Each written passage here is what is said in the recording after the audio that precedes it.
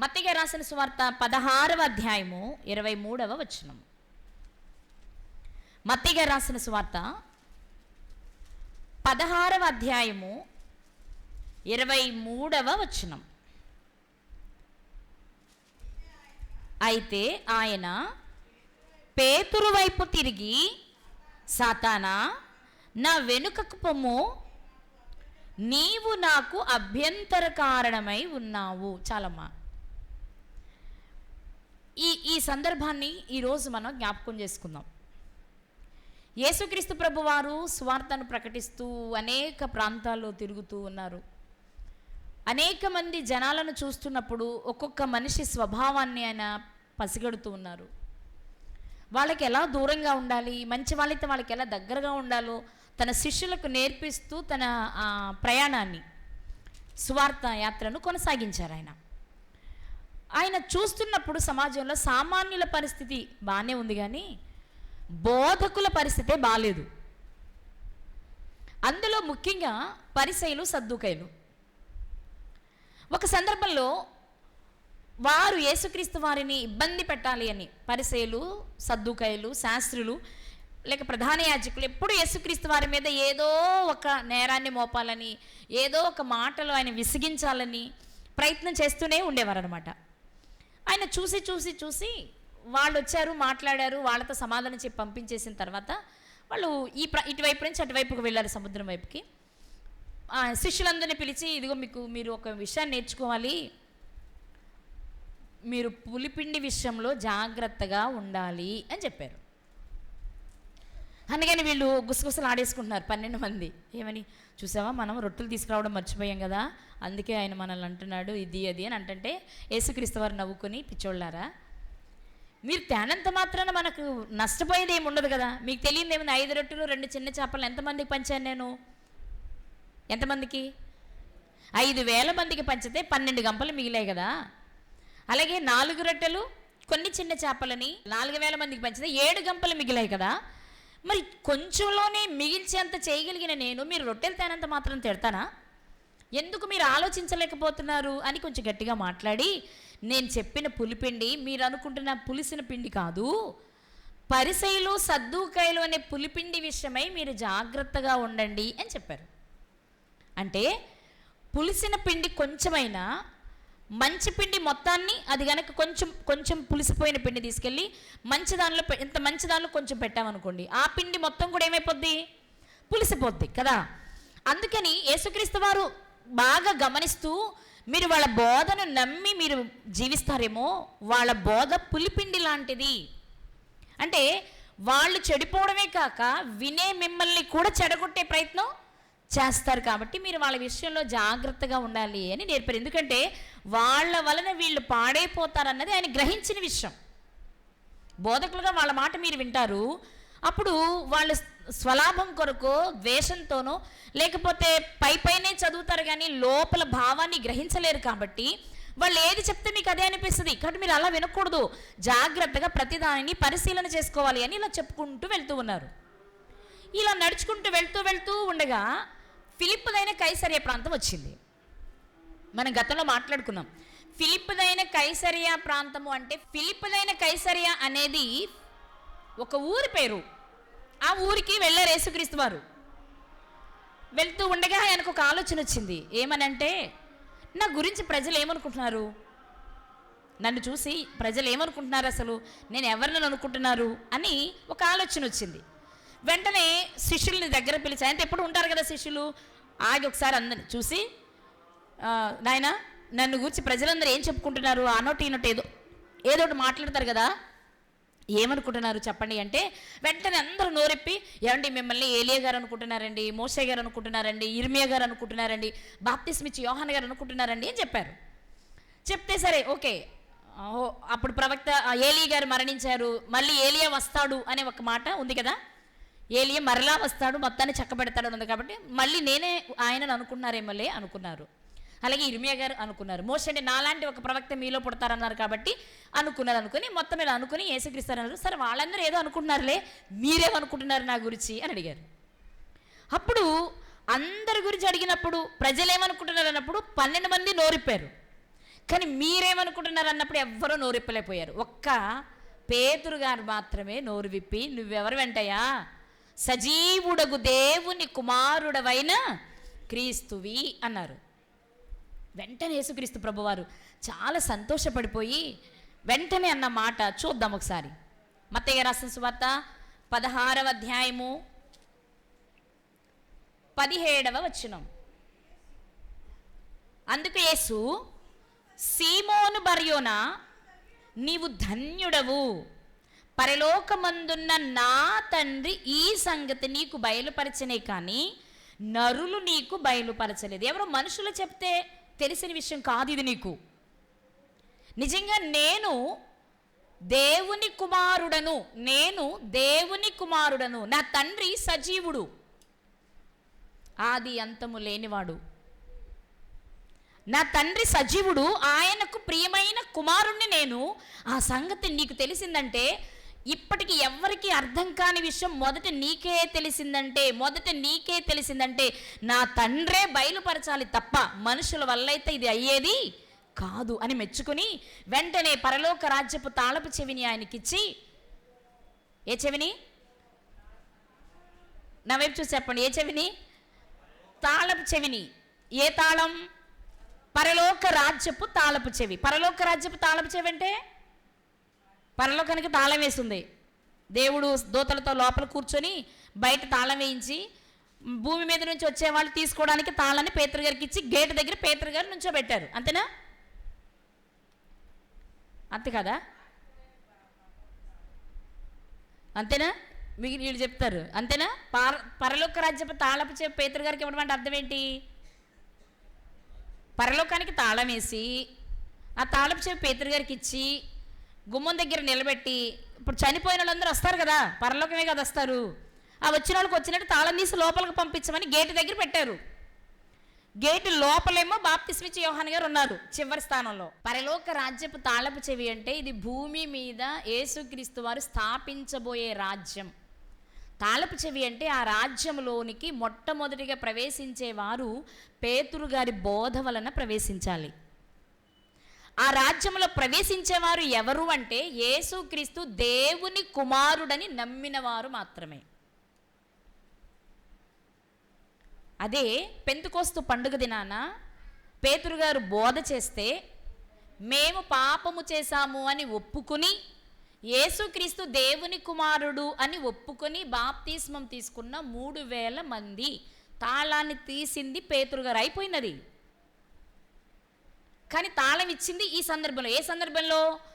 యేసుక్రీస్తు దేవుని కుమారుడు, సజీవుడైన దేవునికి కుమారుడైన క్రీస్తు అని పేతురు గారు గుర్తించగానే, ఇలా ఎవరైతే గుర్తిస్తారో, గుర్తించి బాప్తిస్మం తీసుకుంటారో, తండ్రిని సజీవుడని, దేవుడని, యేసుక్రీస్తు దేవుని కుమారుడని, ఆయనే మనకు ప్రభు అని ఒప్పుకోవాలి. అంటే బాప్తిస్మం తీసుకునే ముందు దేవుడెవరో క్రీస్తెవరో, దేవుడెవరో క్రీస్తెవరో, తండ్రెవరో కుమారుడెవరో అని తెలిసి బాప్తిస్మం తీసుకున్నవారు మాత్రమే భూమి మీద ఉన్న పరలోక రాజ్యములో అడుగుపెట్టేవారు. ఈ విషయాలు తెలియకుండా, ఏ విషయాలు? తండ్రెవరో కుమారుడెవరో, ఎవరిని ఎలా ఒప్పుకోవాలో తెలియకుండా బాప్తిస్మం తీసుకున్నా, నువ్వు 1000 సార్లు తీసుకున్నా రాజ్యంలో అయితే చేరవు. అలా తీసుకున్న వాళ్ళకు మాత్రమే ఓపెన్ అవుతుంది. ఏంటిది? పరలోక రాజ్యము. పరలోక రాజ్యం ఇది భూమి మీద పరలోక రాజ్యం అంటే సంఘంలో చేర్చబడతాడు. అందుకే ఇది ప్రపంచవ్యాప్తంగా ఉన్న పరలోక రాజ్యం. ఇప్పుడు ఈ రాజ్యంలోనికి వెళ్ళిన వాడు అంతం వరకు జాగ్రత్తగా బ్రతికితే, యేసుక్రీస్తు వారు వచ్చే నాటికి జాగ్రత్తగా ఉంటే ఆయన వెంట పెట్టుకుని పరలోకానికి తీసుకువెళ్తారు. అందుకే భూమి మీద ఉన్న పరలోక రాజ్యము రేపు పరలోకాన్ని చేరుకునే వారి కొరకు ఏర్పాటు చేయబడిన విడిది గది లాంటిది. పెండ్లి కుమారుడు వచ్చినప్పుడు పెండ్లి కుమార్తె ఎదుర్కోవడానికి వెళ్ళడానికి విడిది గదులు పెడతాం కదా. లోకంలో బ్రతుకుతున్న మనుషులు ఆధ్యాత్మికంగా దేవుని సంఘంలో చేరాలి. అయితే ఆ సంఘంలోకి ఎలా చేరతారు? ఎవరు అర్హులు అంటే, దేవుడు సజీవుడని, ఆయన తండ్రి అని, ఆయన కుమారుడు యేసుక్రీస్తు అని, ఆయన కుమారుడు మాత్రమే కాదు మనందరికీ ప్రభువు అని మనం గుర్తించాలి. యేసుక్రీస్తు అందరికీ ప్రభువు, నాకు ప్రభువు. అందుకే మనకి రాజుగానే పుట్టారు ఆయన, రాజుగానే మరణించారు ఆయన. ఆయన నాకు రాజే అని గుర్తించిన వారే, గుర్తించి బాప్తిస్మం తీసుకున్న వారే రాజులైన యాజక సమూహం కాగలరు. ఇదంతా ఒకదానితో ఒకటి ఉన్న లింక్ అనమాట. ఎప్పుడైతే ఆ మాట పేతురు గారు చెప్పారో వెంటనే యేసుక్రీస్తు వారు మెచ్చుకున్నారు. ఎందుకంటే రేపు పరలోకానికి వెళ్ళేవారు చేయవలసిన పనులన్నీ పేతురు గారు చెప్పిన ఈ ఒక్క మాటలో మిళితమై ఉన్నాయి, ఇమిడి ఉన్నాయి. నువ్వెవరు వెంటవేంటయా? నువ్వు సజీవుడగు దేవునికి కుమారుడివి అని వదిలేన, కుమారుడవైన క్రీస్తువి. అన్నీ తెలిసిపోయినాయి నీకు పేతురు. కాబట్టి వెరీ గుడ్, నువ్వు ధన్యుడివి. ఇదిగో తాళం నీకు ఇస్తున్నా. ఎందుకంటే ఇదే ప్రతి ఒక్కరూ తెలుసుకొని మరణించవలసింది. ఒక రకంగా చెప్పాలంటే అసలు మనం తెలుసుకోవలసిన విషయాలన్నిటికీ తాళమే ఇది. ఈ విషయం తెలియకుండా, ఈ విషయాన్ని అర్థం చేసుకోకుండా బాప్తిస్మం తీసుకున్నా దాని వలన ప్రయోజనం ఉండదు. అలాని అన్నీ తెలిసి తీసుకుని బ్రతకకపోతే ఉంటుందా అంటే అప్పుడు ఉండదు.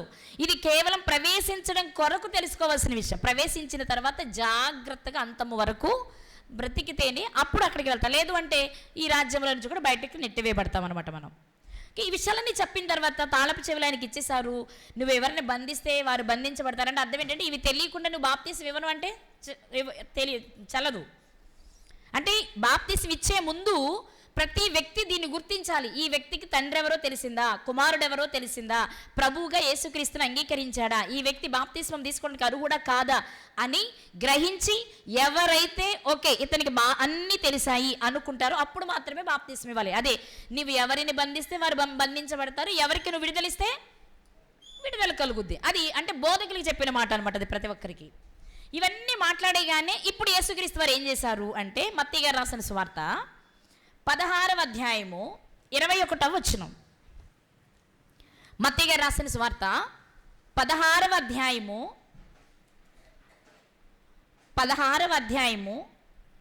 21వ వచనం. అప్పటి నుండి తాను యెరూషలేమునకు వెళ్ళి పెద్దల చేతను ప్రధాన యాజకుల చేతను శాస్త్రుల చేతను అనేక హింసలు పొంది చంపబడి 3వ దినమున లేచుట అగత్యమని యేసు తన శిష్యులకు తెలియచేయ మొదలుపెట్టగా. ఇక నేనెవరో ఒక్కరికి అర్థమైంది కదా, నేనెవరో ఒక్కరికి అర్థమైంది కదా. ఇక ఒక్కరికి అర్థమైతే చాలు. అంటే ఒక్క దీపం వెలిగించబడితే ఇక ఆ దీపం ఏం చేయాలి? అన్ని దీపాలను వెలిగిస్తుంది. కాబట్టి ఇక నేను చెప్పవలసిన అసలైన సువార్త చెప్పే సమయం వచ్చింది అనుకున్న తర్వాత మొట్టమొదట ఆ సువార్తను యేసుక్రీస్తు వారు తన శిష్యులకే చెప్పారు. సువార్త అంటే మనకు తెలుసు కదా, ఏంటది? యేసుక్రీస్తు ప్రభువారి మరణము, సమాధి, పునరుద్ధానము. దీని గురించి చెప్పాలి. ఇప్పుడు ఓకే ఇక నేనెవరో నన్ను ఎలా అర్థం చేసుకోవాలో తెలిసిందంటే అది పేతురు గారు అనుకోవడమే కాదు, పేతురు గారు అనుకున్న దానిని యేసుక్రీస్తు వారు కన్ఫర్మ్ చేశారా? ఇది నా తండ్రి బయలుపరిస్తే నీకు అర్థమైంది అంటే నువ్వు తెలుసుకోవాల్సింది ఇదే అనే కదా ఆయన చెప్పిన మాట. ఎప్పుడైతే విషయం అర్థమైందో యేసుక్రీస్తు వారికి నెక్స్ట్ జరగబోయే విషయాన్ని చెప్తున్నారు. ఏమనంటే ఇక నేను యెరూషలేముకి వెళ్తాను, అతి కొద్ది రోజుల్లో వాళ్ళు నన్ను పట్టుకుంటారు, బంధిస్తారు, నన్ను చంపేస్తారు, సమాధి చేస్తారు, కానీ 3వ దినమున నేను తిరిగి లేపబడతాను అనే మాట చెప్తూ మొదలు పెట్టాను. అంటే ఇక ఆ రోజు నుంచి ఏ పని చేసుకుని వస్తున్నా, ఏ ఊరు సువార్తకు వెళ్ళి వస్తున్నా, మార్గ మధ్యంలో కానివ్వండి, ఇంటికి వచ్చినా కానీ ఇక నేను మరణమయ్యే సమయం సమీపంగా ఉంది, నేను పెద్దల చేతులు చంపబడతాను, నన్ను సమాధి చేస్తారు, నేను తిరిగి లేపబడతాను, మీరు చాలా జాగ్రత్తగా ఉండాలి, సమాజంలో మీరు చాలా జాగ్రత్తగా బ్రతకాలి, క్రూరమైన తోడేళ్ళు వస్తాయి, వాటి విషయంలో మీరు జాగ్రత్తగా ఉండాలి. ఇలా ప్రతిసారి చెప్తూ ఉండగా విని పేతురు గారు వెంటనే ఒక మాట అన్నారు. ఇప్పుడు చదువుదాం. 22వ వచనం, 16:22.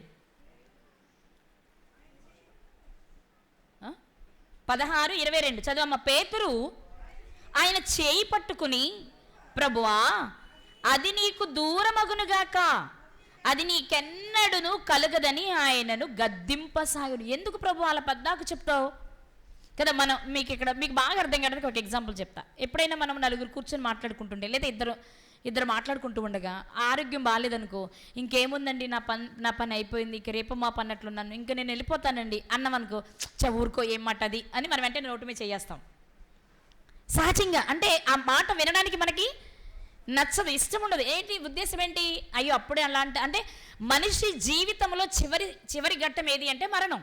అందుకే ఎవరైనా ఇంకేముందండి నా పని అయిపోయింది, నేను చచ్చిపోవడమే మంచిది, లేదా నేను చచ్చిపోతున్నానండి అనగానే మనకు అనిపిస్తుంది, ఊరుకోండి అంత మాట అనకండి, మీరు చాలా రోజులు ఉంటారు, మీరంటే వాళ్ళు ఉండాలి అంటూ ఉంటారు కదా. అదే విషయాన్ని పేతురు గారు కూడా అంటున్నారు యేసుక్రీస్తు వారితో. ఇప్పుడు యేసుక్రీస్తు వారు ఏం చేయాలి? పేతురుకి నేనంటే ఎంత ప్రేమ చూసావా, నేను 12 మందిని ఏర్పాటు చేసుకుంటే ఒక్కడు నోరిప్పట్లేదు, నేనంటే ప్రేమ ఉండబట్టే కదా, అది నీకు దూరం అంటే నేను తనతో ఉండాలని కదా. అంతేనా? అందులో దురుద్దేశం ఏమైనా ఉందా పేతురు గారికి? నా వైపు చూసి చెప్పండి. పేతురు గారికి దురుద్దేశం ఏమి లేదు. మాతో చక్కగా ఉంటున్నావు ప్రభువా, నీ వెంట మేము రోజు తిరుగుతున్నావు, రకరకాల వంటలు రొట్టెలు పెడుతున్నావు, చేపలు పెడుతున్నావు, మా పన్నులు కడుతున్నావు కదా, అన్నీ చేసి పెడుతున్నావు, మమ్మల్ని చూసి కూడా ఆయన శిష్యులంట అని చెప్పుకుంటున్నారు. అలాంటి నీవు మమ్మల్ని వదిలిపెట్టి ఇంత త్వరగా వెళ్ళిపోతే, అప్పటికి ఎంత 3.5 సంవత్సరాలే కదా పని ప్రారంభించి, ఇంత తొందరగా మమ్మల్ని విడిచి వెళ్ళిపోతే ఎలా అని, ఊరుకో ప్రభువా అలా అనకండి అని చెయ్యి పట్టుకుని గద్దింపసాగానంట. అలా అనకండి అంటే ఉద్దేశం ఏమని అంటారు పేతురు గారు? మీరు ఇంకోసారి అలా అంటే నేను ఊరుకోనండి, ఏంటో మీరు పదే పద్దాకదే అంటున్నారు, అలా ఏంటి, మన చేతుల్లో ఉంటుందా ఏంటి, అసలైనా మీరు అలా అనకండి, మీరు మాతో ఉండాలి, మనం అందరం కలిసి చక్కగా పని చేయాలి, ఇంకొంతకాలం మనం సేవ చెయ్యాలి. ఎందుకంటే లోకం పుట్టినది మొదలుకొని మరుగు చేయబడిన సంగతులు నువ్వు లేకపోతే మాకెవరు చెప్తారు కదా. మర్మాలు తెలిపేది నీవే, మరుగైన మన్నాన్ని పెట్టేది నీవే, నువ్వు ఇంత మధ్యలో అర్ధాంతరంగా మమ్మల్ని వదిలిపెట్టి వెళ్ళిపోతానంటే ఎలా కుదురుద్ది చెప్పు? ఇంకొకసారి ప్రభువా నీకే చెప్తున్నా, ఇంకొకసారి నువ్వు ఇలా అంటే నాకు బాగోదయ్యాను. కానీ అయ్యో పేతురు ఎంత ప్రేమ అయ్యా నాకు, ఏమరా మీలో ఒక్కళ్ళకన్నా ఉందా నా మీద ప్రేమ? చూడు పేతురు పెద్దోడైన అప్పటికి, అంటే పండిత లెక్కల ప్రకారం యేసుక్రీస్తు వారి కంటే కొంచెం పెద్దవాడై ఉంటారు పేతురు గారని ఒక క్యాలిక్యులేషన్ అనమాట. చూసారా, పెద్దోడైనా వివాహమైనా సరే నన్ను వదిలిపెట్టి ఉండడానికి ఆయన ఇష్టపడలేదు, భార్య నెలకొని నాతోనే ఉంటున్నాడు, నన్ను కూడా ఆయనతోనే ఉండమని కోరుకుంటున్నాడు. ప్రేమంటే చెప్పండి, ప్రేమంటే అసలు మీరు నోరు మెదపరింటారా? మీకు మాటలు రావా? ఇది దాటేస్తే కానీ మీ అసలు గొంతులు బయటపడతాయా? ఎంత ప్రేమ అనాలి. అలా అనకుండా పోనీ కనీసం అదేంటి పేతురు అలా అంటావు, మరణం మన చేతిలో ఉందా ఏంటి, ఎవరికొస్తే వాళ్ళు వెళ్ళిపోవాలి కదా, నేను త్వరగానే వెళ్ళిపోతానని మా నాన్న చెప్పే పంపారు నాకు, నేను దానికి సిద్ధపడిపోతున్నా, మీరు కూడా సిద్ధపడిపోండి అనన్న కొంచెం నిదానంగా చెప్పొచ్చు. ఒకటేమో నన్ను ఎంత ప్రేమిస్తున్నాడు అని అందరి ముందు పొగడొచ్చు, లేదు అంటే ఇది నాకు నియమించింది కాబట్టి నేను వెళ్ళిపోతానయ్యా, నేనేం అబద్ధం చెప్పట్లేదు, మీరు కూడా దానికి అలవాటు పడిపోవడం చెప్పాలి. ఆ రెండూ కాకుండా సాతానా అన్నారు. ఉలిక్కిపడి ఉంటారు పేతురు గారు. అరే నేను ఇంత ప్రేమగా ఆయన ఉండాలని కోరుకుంటుంటే సాతానా నా వెనక్కిపో అంటారేంటి? ఈయన వెంటనే అలా అయిపోయి ఉంటారు. అంటే మనం ఊహించుకోవడమేగా, మనం ఆ ప్లేస్కి వెళ్ళి ఆ సీన్లోకి వెళ్ళడమే మనం చేయగలేదు. వెంటనే అయిపోతే సాతానా నా వెనకకు పోను. కానీ చూసావా ఎంత మాట అన్నాడు నన్ను ప్రభువు. ఏంటి నేను సాతాన్నా అయితే నువ్వెవరివి? నా గురువువి. అంతే కదా, రిసీవ్ చేసుకోవడం కష్టంగా ఉన్నప్పుడు మనకి ఏమనిపిస్తుంది? మన పిల్లల దగ్గర ఇప్పుడు మాట్లాడుతూ ఉంటాం మనం, వీడు పెద్ద దొంగలతో గడుచు అది ఏదైనా మాట అన్నావు అనుకో, నన్ను కన్నా నువ్వు అంతకంటే పెద్ద డాష్ అంటాడు. ఇప్పుడు పేతురు గారు కూడా అలాగే ఆలోచించి, ఏంటి నన్ను సాతానంటావా, నేను ఎవరిని? నా భార్యని, నా అత్తని, నా మామని, అందరినీ వదిలిపెట్టి నీ వెంటే సంచించుకు తిరుగుతున్నావు కదా. అంటే సంచి యుధ గారి దగ్గర ఉన్నా మా దగ్గర కూడా ఏమీ లేవు కదా, నువ్వే మా దిక్కనుకు నడుస్తుంటే ఇప్పుడు నన్ను అంత మాట అంటావా? చూసావా యోహాను ఎంత మాట అన్నాడు? అసలు నేను మీరెవరు, మీ సమస్యలు కూడా నా సమస్య అనుకొని మీరు అడగలేనివి కూడా నేను అడుగుతాను ఎప్పుడు. కానీ నన్ను ఎంత విన్నావా నువ్వు? యోహాను నువ్వే, ఫిలిప్పు నువ్వే విన్నావా? ప్రభు నన్ను ఎంత మాట అన్నాడు విన్నావా? నేనెవరిని ఏమన్నారైనా అంటే వాళ్ళే పోలే ఏం కాదులేండి, ఎందుకన్నారో కొంచెం ఆగండి, ఏదోలే ఎందుకన్నారు ఆగండి అని వారించి ఉండాలి. అక్కడ అదే జరగాలి. ఎందుకంటే అది మనకు కొంచెం కష్టమైన మాట. అది పైగా సాతాను అనే మాట, అసలు చేసే పనులన్నీ సాతాను పనులైనా సరే నువ్వు అసలు సాతాను సంబంధంలో ఉన్నావంటేనే మనకు నచ్చదు. అప్పుడు మరీ ఉగ్గురులు అయిపోతారు మనోళ్ళు. ఏంటి ఏంటన్నా? అవును, మరి నువ్వే దేవుని బిడ్డవే. నేను సాతాను బిడ్డలే, నేను సాతాను బిడ్డలే, నువ్వు దేవుని బిడ్డవలే, నువ్వు బాగుండు. కానీ పేతురు గారు అక్కడ అలా చేయలే. వెంటనే సైలెంట్ అయిపోయారు. ఎందుకు వెంటనే యేసుక్రీస్తు వారు కూడా అంత మాట ఎందుకు అనవలసి వచ్చిందో కూడా చెప్పారు. ఏం చెప్పారో చూద్దాం ఇప్పుడు. నీవు నాకు అభ్యంతర కారణమై ఉన్నావు. నీవు మనుష్యుల సంగతులనే తలంచుచున్నావు గాని దేవుని సంగతులను తలంపకయున్నావని పేతురుతో చెప్పెను. నేను నిన్ను అంత పెద్ద మాట ఎందుకు అనాల్సి వచ్చిందని అంత వివరంగా చెప్పట్లేదు, కానీ వెంటనే ఏ ఉద్దేశంతో యేసుక్రీస్తు వారు పేతురు గారిని సాతాను అనవలసి వచ్చిందో చెప్తున్నారు. ఏమనంటే, నీవు నాకు అభ్యంతర కారణంగా ఉన్నావు. నిజంగా నువ్వు ఇలాగే మాట్లాడుతూ ఉంటే, నువ్వు ఇలాగే చేస్తూ ఉంటే, అదే నిజమైన ప్రేమని నేను అనుకుని భ్రమపడితే, నీ ప్రేమకు బద్ధుడనై నా దేవుని ప్రణాళికను, నా విషయంలో దేవుని సంకల్పాన్ని నిరాకరిస్తే ఎంత పెద్ద ప్రమాదమో కదా ఉన్నది. యేసుక్రీస్తు వారు మరణించకపోతే ప్రపంచానికే విడుదల లేదు. అంటే పాపం పేతురు గారు కేవలం భౌతికంగా ఒక మనిషిలా, మరణం అంటే అందరికీ కష్టమైంది కాబట్టి అది నీకు దూరం అవునుగా కంటున్నారు, ఆయన ఉద్దేశం వరకే అది. కానీ వాస్తవంగా అందులోని ఆంతరంగికంగా ఉన్న విషయాలను గుర్తించిన యేసుక్రీస్తు అంత కోపపడవలసి వచ్చింది. మామూలుగా ఆలోచిస్తే ఆయన పడిన కోపం ఇంత చిన్న విషయం ఏంటంటే, మంచిగానే కదా, ప్రేమతోనే కదా, ప్రభు దూరం అవ్వకూడదని కదా పేతురు గారు అన్నది. ప్రభు అంత కోపపడాలా? పడాలి. ఎందుకు అంటే ఆ ఒక్క మాట క్రీస్తులో ఒకవేళ పని చేస్తే అసలు దేవుని సంకల్పమే తలక్రిందులు అయిపోతుంది. అందుకే నీవు నాకు అభ్యంతర కారణంగా ఉన్నావు. అభ్యంతరాలు వస్తాయి కానీ ఎవరి వలన వచ్చునో వారికి శ్రమ. దీని వలన నీకు శ్రమ వచ్చే ప్రమాదం ఉంది. దీనికి గనక నేను లొంగిపోతే 1, 2 ఈ త్యాగం నేను చేయకపోతే ప్రపంచానికి విడుదల లేదు. కాబట్టి నువ్వు ఎలా ఆలోచించి ఈ మాట అంటున్నావో తెలుసా? నువ్వు మనుష్యుల సంగతినే ఆలోచిస్తున్నావు కానీ దేవుని సంగతులను తలంచక ఉన్నావు. మనుషుల సంగతులేంటి, దేవుని సంగతులేంటి? మనుషుల సంగతులేంటి, దేవుని సంగతులేంటి? మనుషుల సంగతులు, మనుషులంటే ఎవరు? శరీరులు, నరులు, అంతేనా? మనుషులంటే వాళ్ళే కదా. వీళ్ళ ఆలోచనలు, వీళ్ళ విషయాలు ఎలా ఉంటాయి అంటే శరీర సంబంధంగానే ఉంటాయి. మరి దేవుని విషయాలు ఎలా ఉంటాయి? ఆత్మ సంబంధంగా ఉంటాయి. శరీర సంబంధమైన విషయాలకు ఆత్మ సంబంధమైన విషయాలకు విరోధంగా ఉంటాయి, పొంతనుండదు. శరీర సంబంధమైందేమో ఏదో కావాలి తెచ్చుకో, అది కనుక దొరకకపోతే దొంగతనం చేసైనా తెచ్చుకో అని ప్రేరేపిస్తుంది. ఆత్మ అంటది తప్పు, అది నీది కాదు, దానివల్ల నీకు ఎలాంటి లాభం లేదు, దాన్ని వదిలేయి అంటది ఆత్మ. ఈ రెండింటికి పడదు. శరీర సంబంధులు ఆలోచన వేరు, ఆత్మ సంబంధుల ఆలోచన వేరు. ఆత్మ సంబంధులు అంటే ఎవరో కాదు, దేవునిని కలిగిన వారు. శరీర సంబంధులు అంటే ఎవరో కాదు, శరీర కార్యములను నెరవేరుస్తూ శరీర ఆశలను, శరీర మనస్సు కలిగిన వారే. ఇంకా సింపుల్గా చెప్పాలంటే సాతాను ఆలోచనలు కలిగిన వారు.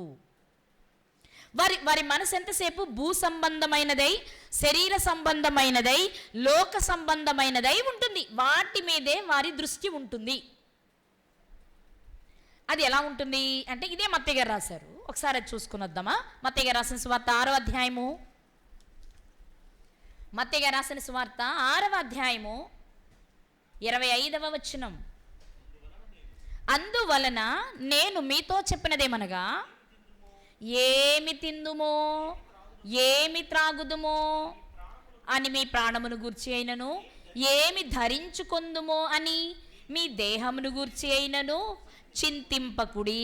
శరీరుల ఆలోచన వేటి మీద ఉంటుందంటే ఏం తినాలి, ఏం త్రాగాలి, ఏమి ధరించాలి, ఏమి సంపాదించాలి, ఎంత సంపాదించాలి, ఎక్కడ సంపాదించాలి, సంపాదించింది ఎక్కడ దాచి పెట్టాలి.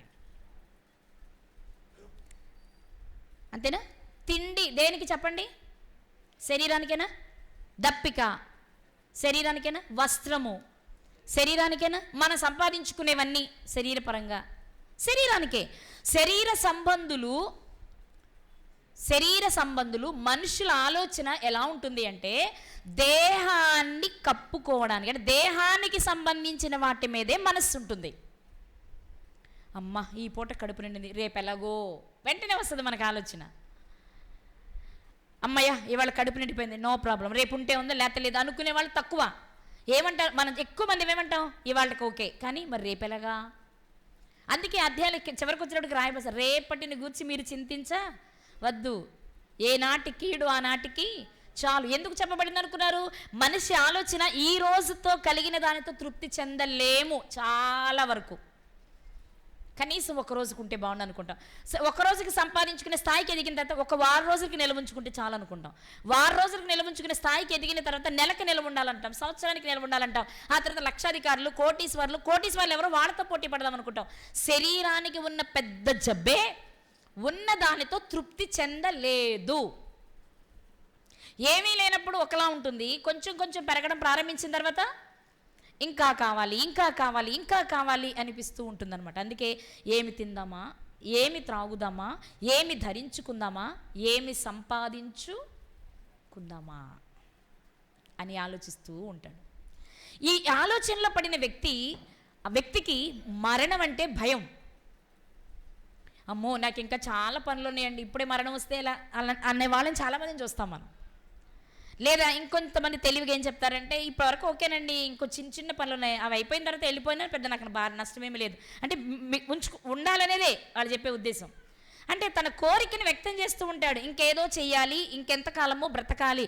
అయ్యో ఇప్పుడే మరణం వస్తే ఎలా అండి, పిల్లల పెళ్ళిళ్ళు ఇంకా చేయలేదే, చిన్నోడు చదువుకుంటున్నాడు, అమ్మాయి పెళ్ళి ఇంకా చేయలేదు, మరి మంచి సంబంధం చూసి పెళ్లి చేయాలి, అది చేయాలి, ఇది చేయాలి, ఇది చేయాలి అని వీటి చుట్టే తిరుగుతూ ఉంటుంది. కాబట్టి మరణం అంటే ఆ వ్యక్తికి చాలా భయం. అందుకే అమ్మో అప్పుడే మరణమే, అసలు అక్కడి వరకు వెళ్ళాం, ఎంతసేపు ఏం సంపాదించాలని పరిగెత్తి అలసట వచ్చి ఆగిన తర్వాత కొంచెం రెస్ట్ తీసుకొని పరిగెడదాం అనుకుంటాడు తప్ప వెనక్కి తిరిగి నేను ఎంత దూరం పరిగెత్తుకొచ్చానో ఇంకా నా ముందు ఎంత ఉందని ఆలోచించాం. అవునే కదా నేను చెప్పేది, నిజమా కాదా? పరిగెడుతున్నాం, అలసట వచ్చింది, ఏం చేస్తారు ఏమండి? పరిగెత్తాం, అలసట వచ్చింది, ఏం చేస్తారు? 2 నిమిషాలు చెట్టు నీడని ఎక్కడైనా కూర్చొని ఓ చెంబుడు మంచినీళ్ళు తాగి లేదా చల్లటి మజ్జిగ తాగి మళ్ళీ పరుగు ప్రారంభిద్దాం. ఎందుకని?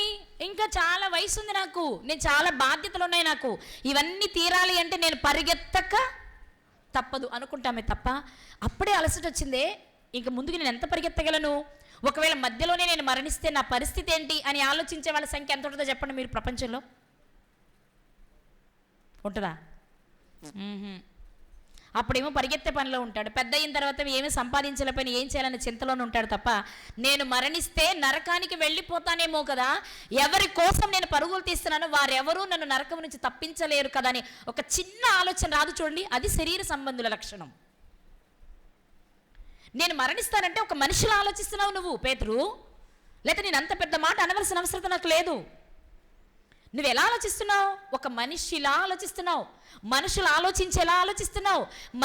మనుషులు లోక సంబంధులు, భూ సంబంధులు, శరీర సంబంధమైన మనసు కలిగిన వారికి వచ్చే ఆలోచన నీకు రావడం నాకు నచ్చలా. అయితే ఇది నీ ప్రమేయం కాదులే, అందుకే నిన్ను అలా మాట్లాడాల్సి వస్తుంది. చాలా సందర్భాల్లో చాలామంది కూడా మనల్ని కూడా చాలామంది మాట్లాడతారు. ముఖ్యంగా మా విషయాలు చాలామంది మాట్లాడతారు. అక్కళ్ళ కొరకు ప్రార్థన చేయాలి, అక్కళ్ళకి మంచి ఆరోగ్యం రావాలి, అక్కళ్ళు చాలా కాలం ఉండాలి, ఇలాంటి ఎన్నో సంగతులు చెప్పాలి. అది మన చేతిలో ఉందా? అప్పుడు తప్పకుండా నిజంగా ఏమనుకోవద్దు, కానీ నేను ఈ మాట జ్ఞాపకం చేసుకుంటా. నేను కాకపోతే నా స్థానాన్ని భర్తీ చేయడానికి 100 మందిని పుట్టించగలడు దేవుడు, కాదా? అవునా కదా? మీరు చెప్పండి. యేసుక్రీస్తు వారు వెళ్ళిపోయారు 3.5 సంవత్సరాల తర్వాత. సువార్త ఆగిపోయిందా? యేసుక్రీస్తు రాలేదేమో కానీ యేసుక్రీస్తులా పని చేయగలిగిన వారుగా తయారయ్యారు. ఈ 12 మందినే తీసుకోండి, మీరు ఎక్కడికో దాగేందుకు. అందులో తప్పిపోయిన యూదా గారిని మినహాయిస్తే మిగిలిన వారంతా ఎంత కష్టపడ్డారు ఏమండి. అందరిలో బర్తలోమయ్య గారిది చదువుతున్నప్పుడు మాత్రం కొంచెం వాళ్ళు గర్పొడుస్తుంది నాకు, అంటే చరిత్రలో చదువుతున్నప్పుడు. అందరూ మామూలుగా యేసుక్రీస్తు వారికి మామూలుగా సిలువేశారు. పేతురు గారు అన్నారు ఆయనలా సిలువేసుకోవడానికి కూడా నేను అర్హుడిని కాదు, నన్ను తలక్రిందులుగా సిలువేయమన్నారు. ఆంధ్రీ గారిని ఏమో ఇంటూ ఆకారంలో సిలువేశారు. కానీ బర్తలోమయ్య గారినట బ్రతికుండగానే సిలువేసి పైనుండి క్రింద వరకు, మీకు చైనా గురకలు తెలుసుగా, వాటికి మీరు తీస్తారా? చర్మం తీస్తారు కదా, అలా తీశారట. బ్రతికుండగానే చర్మాన్ని తీసిన సంతోషంగా అనుభవించారట. రాళ్లతో కొడుతున్న, రంపాలతో కోస్తున్న, ఖడ్గాలతో కొడుతున్న, అసలు ఎంత ఎంత ఇష్టంగా దాన్ని ఎంత ఇష్టంగా తీసుకున్నారంటే, దేవునికి ఇది ఇష్టమైనప్పుడు దాన్ని తీసుకోవడానికి మాకు కష్టం ఏంటి, మాకు పరలోకాన్ని ఇచ్చేది ఆయన కాబట్టి అలాంటి మరణమైనా పర్వాలేదు అనుకున్నారు. మనమేమో చిన్న మాటే పడలేం. ముఖ్యంగా సువార్త విషయంలో, భౌతిక విషయాలు మనం వదిలేద్దాం. భౌతిక విషయాల్లో ఒకరు అనాల్సిన అవసరం లేదు, మరొకరు పడాల్సిన అవసరం లేదు. ఆధ్యాత్మిక విషయాలలో మనం ఎలా ఉండాలి, మనల్ని మనము తగ్గించుకునే వారిగానే ఉండాలి కదా. ఒక మనిషిలో ఆలోచిస్తున్నావు, మనిషిలో ఆలోచించడమే కాదు, నేను చేయబోయే మహాయాగాన్ని ప్రేమ అనే కపటమైన ప్రేమ అనే ముసుగుతో నాకు అభ్యంతర కారణంగా ఉన్నావు, ఇది నీ పని కాదు. కాబట్టే ఆయన గద్దిస్తున్నారు. ఎవరిని? పేతురు గారిని. సాతానా మాట్లాడుతున్నది పేతురు గారే కానండి, లోపల పనిచేస్తున్నది ఎవరు కదా. నేను మిమ్మల్ని మాట్లాడగలనుకుంటున్నా. పై వచనాలలోనే నువ్వు సాక్షాత్తు సజీవుడకు దేవునికి కుమారుడైన క్రీస్తు అని చెప్పి ఆ విషయాన్ని గుర్తించగలిగి తాళాలు తీసుకున్న పేతురు గారిలో ఇంత త్వరగా సాతాను ఆయన హృదయంలో ప్రవేశించి దేవుని చిత్తాన్ని లేక దేవుని సంకల్పాన్ని అడ్డగించే పరిస్థితికి రావడానికి కారణం ఏమై ఉంటుంది? అందుకే పౌలు గారు చెప్పిన మాట, నిలుచున్నానని తలంచుకుని వాడు పడిపోకుండా చూసుకోవాలి. అంటే ఎంత గొప్ప స్థాయికి ఎదిగినా కొన్ని విషయాలలో మనుషుల్లా ఆలోచించడానికి అవకాశం ఉంటుంది. మనుషులు ఆలోచించడం తప్ప అంటే ఆత్మీయ విషయాలలో మనిషిగా ఆలోచించడం తప్పే. అదే కదా తప్పు. కాకపోతే ఆయన సాతానా అని పిలవలసిన అవసరత లేదు. ఎందుకంటే నువ్వేం తినాలో ఆయనకి తెలుసు, నువ్వేం త్రాగాలో ఆయనకి తెలుసు, నీకు ఎలాంటి వస్త్రాలు ఇవ్వాలో ఆయనకి తెలుసు, నువ్వేం సంపాదించాలో ఆయనకి తెలుసు, సంపాదించింది నీ దగ్గర నిలబెట్టాలో లేదో కూడా ఆయనకి తెలుసు. ఇంక నువ్వు ఆయనకి చెప్పేది ఏముంది? అందుకే ఆయన అంటున్నారు, నీవు మనుషుల సంగతినే ఆలోచిస్తున్నావు. అయితే అవి ఎలా ఉంటాయి తెలుసా? మనుషుల సంగతులు దేవుని సంగతులకి ఎలా ఉంటాయో రోమీలకు రాసిన పత్రిక 8వ అధ్యాయంలో ఉన్న ఒక మాటను చూసుకుందాం మనం. రోమీలకు రాసిన పత్రిక 8వ అధ్యాయము 5, 6 వచనాలు, 7వ వచనం కూడా. శరీరానుసారులు శరీర విషయముల మీద మనస్సునుంతురు. శరీర విషయాలేంటి? శరీరానికి ఏం కావాలి? ఆహారం కావాలి, నీరు కావాలి, విశ్రాంతి కావాలి, వస్త్రం కావాలి, సుఖం కావాలి, ఇవన్నీ అనుభవించడానికి డబ్బు కావాలి కదా. శరీరానుసారులు శరీర విషయముల మీద మనస్సునుంతురు, ఆత్మానుసారులు ఆత్మ విషయముల మీద మనస్సునుంతురు. వాస్తవంగా పేతురు గారు అక్కడ చేయవలసిన పని ఏంటో తెలుసా? ప్రభువా మాకు ఇన్నిసార్లు చెప్తున్నారు కదా. అసలు వాస్తవానికి అప్పటికే చాలాసార్లు యేసుక్రీస్తు వారు చెప్పారు. ఏమని? నేను వెళ్ళిపోవలసి ఉంది, నేను వచ్చిన పని ఇది, ఈ పని ముగిగానే నేను వెళ్ళిపోతాను. ఎందుకంటే లేఖనాలు చెప్పాయి కదా. లేఖనాలు చెప్పాయా లేదా? చెప్పాయి. కానీ అవన్నీ తెలుసు కదా. ప్రభువా మీరు వెళ్ళిపోయే సమయం చాలా త్వరగా ఉందా, అయితే మీరు మాకు నేర్పాలనుకునే విషయాలన్నీ త్వరగా మాకు నేర్పించేయండి, మేము బాగా స్థిరంగా బలంగా వాక్యంలో ఎదుగునట్లుగా మా కొరకు మీరు వేడుకొనండి, మీరు చేసిన పనులను బట్టి మిమ్మల్ని స్ఫూర్తిగా తీసుకొని మేము తర్వాత బ్రతకడానికి తగిన మానసిక ధైర్యాన్ని మాకు ఇవ్వండి అని అడిగితే బాగుండేది. అలా కాకుండా అమ్మో ప్రభువా మరణమా, అయ్యో అంత మాట అనకయ్యా, అసలు నేను వెళ్ళలేకపోతున్నాను ఆ మాట. ఇప్పుడు అందుకు ప్రభు అంటున్నాను మాట ఏంటి అంటే, సాతానా నేను ఏ ప్రణాళిక నిమిత్తం ఈ లోకానికి వచ్చానో తెలిసి దానిని సున్నితంగా దాని నుండి దూరం చేయడానికి నువ్వు ప్రయత్నం చేస్తున్నావు కదా. ముందు వెనకెళ్ళు, నువ్వు నా ముందు కనబడినా నాకు ఇబ్బందే. అందుకే ఇక్కడ రాస్తున్నారు, శరీరానుసారులు శరీర విషయముల మీద మనస్సునుంతురు, ఆత్మానుసారులు ఆత్మ విషయముల మీద మనస్సునుంతురు. శరీరానుసారమైన మనస్సు మరణం, ఆత్మానుసారమైన మనస్సు జీవమును సమాధానమునై ఉన్నది. ఏలయనగా శరీరానుసారమైన మనస్సు దేవునికి విరోధమై ఉన్నది. అంటే ఇప్పుడు నువ్వు శరీర సంబంధిగా శరీరానుసారమైన మనస్సు కలిగిన వాడవై ప్రయత్నించటం వలన దేవుని చిత్తానికి విరోధంగా ఆలోచన చేస్తున్నావు. అందుకు సాతానా అనవలసి వచ్చింది. ఈరోజు మనం నేర్చుకుందాం. ఎవరైనా నేను త్వరగా చనిపోదండి, చాలా మంచిదండి, ఈ లోకం మనకు యోగ్యమైంది కదా, త్వరగా వెళ్ళిపోండి అని చెప్పాలి. కానీ అలా చెప్తే ఊరుకుంటారా? నువ్వు నాకు ఏమైనా పెడుతున్నావా? నీ సొమ్మేమని నేను తింటున్నానా? నేను చచ్చిపోవాలని నువ్వు కోరుకుంటున్నావు? నువ్వు మాట్లాడు. అప్పుడు మనం అంటారు నువ్వు మాట్లాడుకో, నోరు మూసుకుని వెనక్కి వెళ్ళు. మనం ఇలా మాట్లాడితే నోరు మూసుకుని వెనక్కి వెళ్ళమంటాం. ఎలా? మీకు మరణం వస్తుందండి, మంచిదండి, మంచిదండి, మీరు త్వరగా వెళ్ళిపోండి, ఎందుకంటే మీరు చాలా భక్తి కలిగిన వారు, సమాజం చూస్తే చెడిపోయింది, చెడిపోయిన ఈ సమాజంలో మీరు ఎక్కువ కాలం ఉంటే మీరు కూడా ఎక్కడ పాడైపోతారో, ఎందుకు మీరైనా పరలోకాన్ని పొందుకుంటారు, వెళ్ళిపోండి అన్నాం అనుకో, నచ్చుద్దా? అవురా అవురా ఎంత మాట మాట్లాడుతున్నావు, నేనుంటే నీకు ఏమడ్డం, నేను నా పిల్లల పెళ్ళిళ్ళు చూడొద్దా, నా మనవళ్ళ పెళ్ళిళ్ళు చూడొద్దా, వాళ్ళ కోసం 3-4 అపార్ట్మెంట్లు కట్టొద్దా, వాళ్ళ కోసం బ్యాంకులో బ్యాలెన్స్ ఇంత పోగు చెయ్యొద్దా, అసలే బంగారం రేటు ఎక్కువగా ఉంది, కనీసం కొంచెమన్నా బంగారం సంపాదించొద్దా, ఏమంటున్నావు, నీ సొమ్మేమైనా తింటున్నానా, నువ్వేమో నాకు పెడుతున్నావా, నువ్వేమో నన్ను పోషిస్తున్నావా, నా భారం ఏమైనా నువ్వు భరిస్తున్నావా అని గట్టిగా దండించి తిట్టేస్తే ఆడు పాపం నిజంగానే నోరు మూసుకుని వెనక వెళ్ళిపోతాడు, మన ముందు ఉండడు. ఆడు వెళ్ళిపోయినా మనం వాగుతానంటాం, వీడికేదో పెద్ద నా మీద భారం ఉన్నట్టు, ఈయనేదో నేను అడిగినట్టు. ఇప్పుడు మళ్ళీ ఇరుగు పరుగులో అడగాలి, ఏంటమ్మా ఏంటి ఏం జరిగింది అని మళ్ళీ అడిగితే, చూసావా అక్క, చూసావా చెల్లి, చూసావా పిన్ని, చూసావా వాడు నన్ను ఎంత మాట అన్నాడు, చూసావా వాడు నన్ను ఎంత మాట అన్నాడు, చూసావా నా భారం ఏమన్నాడు మోస్తున్నాడా, ఏనాడన్నా ₹1 అప్పుకి వెళ్ళానా, చెప్పు కప్పు బియ్యానికి వెళ్ళానా, కానీ నన్ను ఎంత మాట అన్నాడు తెలుసా, నన్ను ఏం మాట అన్నాడమ్మా, చచ్చిపోమన్నాడు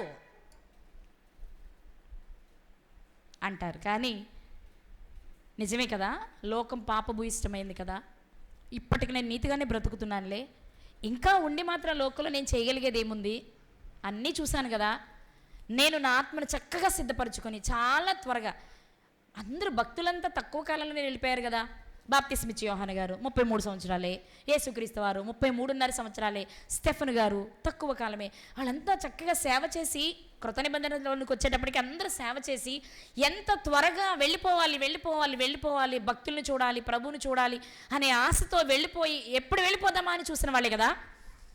నిజమే, ఆ వరుసలో ఆ కోవలో ఆ చోటికి నేను వెళ్ళే అవకాశం నాకుంటే ఇంతకంటే గొప్ప భాగ్యం ఏంటి అనుకునే వాళ్ళు ఎంతమంది ఉన్నారు. ఒకవేళ ఎవరన్నా ఒక్కరిద్దరు అనుకునే వాళ్ళు ఉన్నా వాళ్ళని వెనక్కి లాగేవాళ్ళే 98% ఉంటారు. భలే వాడివే ఏం మాట్లాడుతున్నావు నువ్వు, భలే దానివి ఏం మాట్లాడుతున్నావు నువ్వు నిండా 100 ఏళ్ళు ఉండాలి. ఎందుకు? మనవడు చొప్పోటు మనవరాలు చొప్పోటు పొడవడానికి, ఆ పోట్లు భరించలేక మనం తిట్లు తిట్టడానికి, నోరు కంపు చేసుకోవడానికి కదా. ఇవన్నీ తర్వాత వస్తాయని ఆలోచించో. మరణించమన్నారని కానీ మరణము అనగానే భయమే తప్ప, మనుషుల్లానే ఆలోచిస్తాం తప్ప.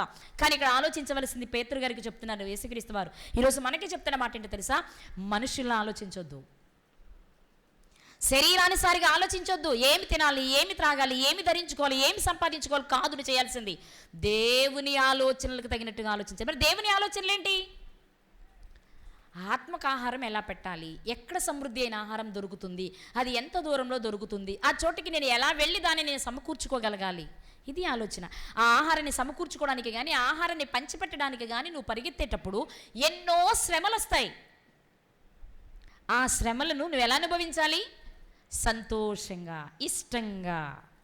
ఎందుకు అంటే దేవుని ఆలోచన మనం చదువుతాం కదా, యెషయా గ్రంథం 55:8లో నా తలంపులు మీ తలంపుల వంటివి కావు. ఎందుకంటే మీరు భూ సంబంధి అయి భూమి నుండి వచ్చిన వారు కాబట్టి మీ ఆలోచనలు అలాగే ఉంటాయి. కానీ నేను పరసంబంధిని కాబట్టి నా ఆలోచనలు అలా ఉంటాయి. అందుకే నా ఆలోచనలకి మీ ఆలోచనలకి సంబంధం ఉండదు. కానీ నేను మీ ఆలోచనలకి ఎప్పటికీ రాలేను. మీరే మీ ఆలోచనలను విడిచి ఒక్కొక్క మెట్టు ఎదుగుతూ నా ఆలోచనలోనికి మీరు రావాలి. ఏంటి ఆయన ఆలోచన, ఏంటి ఆయన ఇష్టం అంటే మనకు తెలుసు కదా, నలుగగొట్టబడుట యెహోవాకు ఇష్టం, త్వరగా నీతిగా మరణించడం ఆయనకు ఇష్టం. ఇష్టం అంటే మనుషులు ఆలోచించేది ఎలా ఉంటుందంటే, అమ్మో చావా, వద్దు వద్దు, నా కోసం ప్రార్థన చేయండి, నా మంచి ఆరోగ్యం కావాలని నా కొరకు ప్రార్థన చేయండి, నేను చాలా కాలం బ్రతకాలని నా కొరకు ప్రార్థన చేయండి అని అడుగుతూ ఉంటారు. అంటే వాళ్ళు భూమి మీద బ్రతకాలని కోరిక పడుతున్నారు. అనుకుందాం, పోని చేద్దాం, మన ప్రార్థన దేవుడు విని ఇచ్చారే అనుకుందాం, 100, 200, 300, 500 తర్వాతనే చావుందిగా, లేదా? ఉందా లేదా? మరి ఎందుకు ఈలోపు ఏదో అడిగేసి శరీర సంబంధులు వీళ్ళు అని ఆయన దృష్టిని ఆకర్షించేలా మనం బ్రతకడం కంటే ఆయన ఆలోచనలకు తగినట్టుగా, ప్రభువా నాకు ఇచ్చిన చిన్న జీవితంలో నీకు నచ్చినట్లు బ్రతకడానికి, నీవు కోరుకున్నట్లుగా ఈ దేహాన్ని నలుగగొట్టుకోవడానికి నాకు ఒక చిన్న అవకాశం ఇవ్వని ఆయన అడిగితే ఎంత బాగుంటుంది, అవునా కాదా? యేసుక్రీస్తు వారు పేతురుతో చెప్పిన మాట ఏంటి, నీవు మనుషుల విషయమే ఆలోచిస్తున్న, మనుషుల సంగతులే ఆలోచిస్తున్నావు కానీ దేవుని సంగతుల విషయమై ఆలోచన నీకు లేదు. దేవుని గురించి ఆలోచిస్తే దేవుని ఆలోచన ఎలాంటిదో తెలుసా? నా పిల్లలు శరీరాన్ని నలుగుగొట్టుకుని శరీరంలోని ప్రతి అణువు దేవుని పని కొరకు నలిగిపోయి శ్రమను, హింసను, బాధను అనుభవించి మరణిస్తే అది చూసి పరవశించాలనుకుంటున్నాడు ఆయన. కానీ మనం చాలా సుఖంగా, చాలా హాయిగా దీనిని చాలా చక్కగా భద్రంగా సుఖపెట్టి దాన్ని పంపించాలనుకుంటున్నాం. అప్పుడు మనల్ని చూసి వీడికి ఎంత ఇచ్చే ఏమి లాభం, శరీర సంబంధులనే బ్రతికాడు కదా అనుకుంటాడు. మరి మనం శరీర సంబంధమే కదండి, మట్టి నుండి తీయబడిన వారమే కదా అనుకోవచ్చు. మట్టి నుండి తీయబడింది నీ దేహం మాత్రమే. నీలోనికి ప్రవేశించి నిన్ను కదిలిస్తుంది, నిన్ను నడిపిస్తుంది, నిన్ను జీవింపచేస్తుంది దేవుని ఆత్మ. అప్పుడు నువ్వు దేవుని కుమారుడిగా మారవలసిన వాడవు, దేవుని ఇష్టాలను నెరవేర్చవలసిన వాడవు. అయినప్పుడు నీ మనసు ఎలా ఉండాలి అంటే దేవుని విషయమై ఆలోచించి, ఆత్మానుసారంగా ఆలోచించి, ఈ లోకంలో శ్రమ అయినా, హింస అయినా, కరువైనా, ఖడ్గమైన, కడకు మరణమైన సంతోషంగా స్వాగతించేవాడిగా ఉండాలి. స్టెఫెన్ గారు వెళ్ళిపోతుంటే యేసుక్రీస్తు వారి తండ్రి దగ్గర లేచి నిలుచున్నారట. యేసుక్రీస్తు వారు అక్కడికి వెళ్ళిపోయారు కాబట్టి మనకు అది రాయబడింది. కానీ నా అభిప్రాయం ప్రకారం బాప్తిస్మిచ్చి యోహాను గారిని చంపేస్తున్నప్పుడు కూడా అక్కడ కూడా ఆయన అలాగే చేసేవారేమో. అంతేనా? అంటే దేవుని పనిలో వచ్చే మరణం అద్భుతమైంది. వాళ్ళు మరణం అంటే తినేసి తాగేసి తందనాలు ఆడేసి చచ్చిపోయిన విషయం కాదండి నేను మాట్లాడుతున్నది. దేవుని పనిలో దేవుడు నీకు ఇచ్చిన పనిని చేసేటప్పుడు వచ్చే శ్రమను నువ్వు అనుభవిస్తున్నప్పుడు నిన్నే తదేకంగా చూస్తూ ఉంటాడు ఆయన. అబ్బా నా కొరకు ఎంత కొంచెమే బిడ్డ, కొంచెమే ఈ శ్రమను కొంచెం వచ్చుకో, నా దగ్గరకు వచ్చేస్తావు. నువ్వు అలా హింస పడుతుంటే నా మనసు పరవశించిపోతుంది. నువ్వు అలా నలిగిపోతుంటే, నీ ఎముకలని అలా విరిచేసుకుంటుంటే, నీ రక్తం చెమటగా మారి నా కొరకు నువ్వు ధారపోస్తుంటే నిన్ను చూసి ముచ్చటపడిపోతున్నాను. నువ్వు పడే ఆ శ్రమలో నుండి వచ్చే సువాసన నా మనస్సును హత్తుకునేలా చేస్తుంది అని ఆయన పరవశించాలని చూస్తుంటే, అలాంటి వాడు కోటికొకడు కూడా కనబడట్లేదు. అబ్బా మోకాళ్ళు నొప్పులండి. ప్రార్థన వాక్యం ఎలా వింటే అసలు వచ్చేదే కొబ్బరి నూనె సీసా పట్టుకొని ప్రార్థన చేయించుకోవడానికి. అసలు అవ్వగానే ఏమండి ఈరోజు వాక్యంలో ఈ మాట నా హృదయాన్ని తాకింది, నేను ఉండాలి ఇలా అనుకున్నాను అనేవాళ్ళు ఉండరు. మోకాళ్ళు నొప్పులండి, అసలు కదలట్లేదు, కొంచెం ప్రార్థన చేయండి. ఏంటిది? డబ్బా. కొంతమంది ఏమో ఏంటి ఆవిడ చెయ్యేసి ప్రార్థన చేయలేదు, చెయ్యేసి ప్రార్థన చేస్తే నాకు ఇట్టే తగ్గిపోయేది. అందుకని చెయ్యేసి ప్రార్థన చేసేవాళ్ళు, స్ప్రేలు కొట్టేవాళ్ళు, కర్చీఫ్లు ఇచ్చే వాళ్ళ దగ్గరికి లక్షలో జనాలు పరుగులు తీస్తారు. కారణం ఏంటి? భూ సంబంధమైన వాటి మీదే వారి మనస్సు ఉంది. అంటే ఆరోగ్యంగా ఉండొద్దని నేను చెప్పట్లా, శరీర సంబంధమైన ఆరోగ్యం మాత్రమే జీవిత ధ్యేయం కాదు. ముఖ్యంగా దేవుణ్ణి కలిగిన క్రైస్తవులుగా మన ఆలోచనలు ఎలా ఉండాలి చెప్పండి? ఎలా ఉండాలి? ఆత్మ సంబంధమైనవిగా, దేవునికి నచ్చేవిగా, దేవుని ఆలోచనలు రీచ్ అయ్యేలా ఉండాలి మనవి. దేవా నేను నలిగిపోవడం నీకు ఇష్టం కదా, అందుకే నాకు ఈరోజు ఈ శ్రమనిచ్చావా, అందుకే నాకు ఈరోజు ఒళ్ళు నొప్పులు ఇచ్చావా, అందుకే ఈరోజు నాకు జ్వరం ఇచ్చావా, చాలా సంతోషం. ఎలా ఉన్నా సరే నేను నీ పని చేస్తా. లేదు అలా ఉన్నప్పుడే, ఇలా ఉన్నప్పుడు పని చేస్తే ఎక్కువ ఫలితం ఉంటుందట ప్రభువా, నాకు ఇప్పుడు ఎక్కువ పని ఇవ్వచ్చు కదా, నేను చాలా నీరసంగా ఉన్నాను కానీ నాకు కొంచెం ఎక్కువ పని ఇవ్వచ్చు కదా అని అడగాలి మనం. దైవ సంబంధంగా ఆలోచిస్తే అంతే కదా ఈరోజు సబ్జెక్ట్ ప్రకారం. కానీ మనం ఏం చేస్తాం?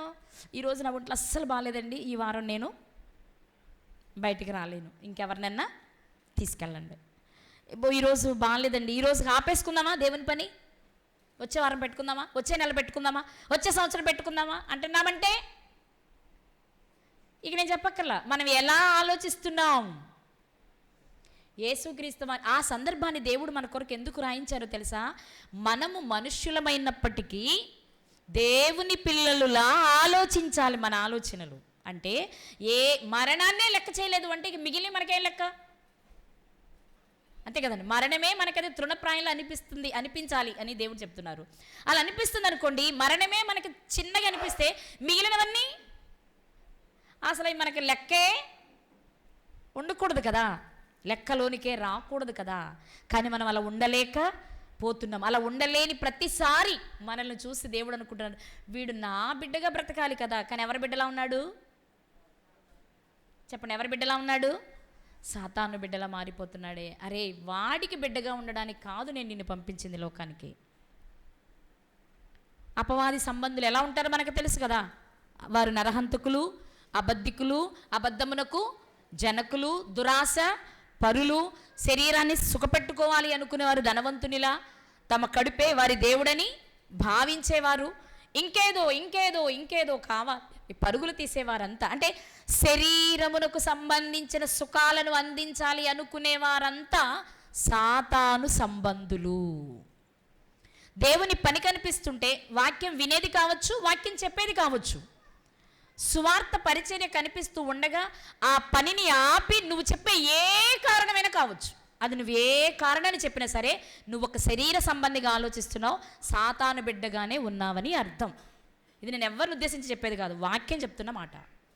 నువ్వు ఏ కారణాన్ని చూపించు, వాక్యము వినేది, వాక్యము చెప్పేది, సువార్త పని ఉండగా. అంటే అలానే 24 గంటలు మనం సువార్తలోనే ఉండం కదా, మన పనులు కూడా మనం చేసుకుంటాం. కానీ సువార్త పని ఉంది అని తెలిసి సువార్త కొరకు మనం కేటాయించుకున్న 2, 3, 4, 5 గంటల సమయంలో కూడా మనం శరీర సంబంధమైనవే కారణాలుగా చూపిస్తున్నాము అంటే మనల్ని చూసి దేవుడు అనుకునే మాట ఏంటో తెలుసా? వీడు సాతాను సంబంధిగా మారిపోయాడు, ఇక వీడికి నేను ఎందుకు సమయం ఇవ్వాలి, వీడికి నేను ఎందుకు సమయం ఇవ్వాలి. దైవ సంబంధంగా ఆలోచించేవారు ఎంత చిన్న వయసులో వెళ్ళిపోవడానికైనా సంతోషంగా వెళ్ళిపోతారు. అలా వెళ్ళిపోయిన వారే భక్తులంతా.